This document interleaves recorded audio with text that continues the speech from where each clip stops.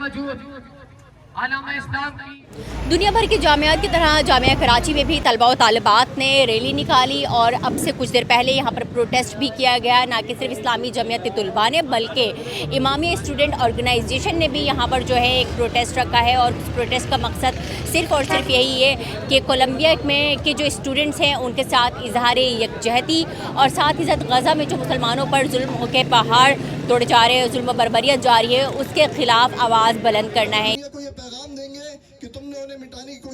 دیکھیے, جو کچھ امریکہ کے اندر جو امریکی ریاستوں میں طلبہ اور طالبات کے ساتھ زیادتی ہو رہی ہے, ہم آج نکلے ہیں ان کو یقین دلوانے کے لیے کہ اگر امریکی طلبہ فلسطین کے ساتھ ہیں, ہم ان کے ساتھ ہیں, اور اگر ضرورت پڑی پاکستان میں تو ہم یہ اعلان کرتے ہیں کہ ہمارا جو اگلا قدم ہے وہ امریکی سفارت خانوں کی طرف ہوگا, کیونکہ غزہ پر جو جارحیت کا اصل ذمہ دار ہے وہ امریکی حکومت ہے.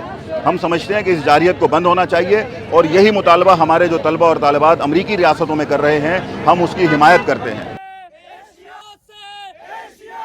اس وقت سمجھیں کہ اسٹوڈنٹس ہی ہیں جو سب سے زیادہ بڑھ چڑھ کر فلسطین کا ساتھ دینے کے لیے اس وقت تیار ہیں. باقی ہم کسی کو اس طریقے سے نہیں دیکھ رہے کہ اتنے جوش و جذبے اور اتنے ولولے سے جو ہے اٹھے ہوں اور ساتھ پہ جو ہے فلسطین کا وہ ساتھ دیں.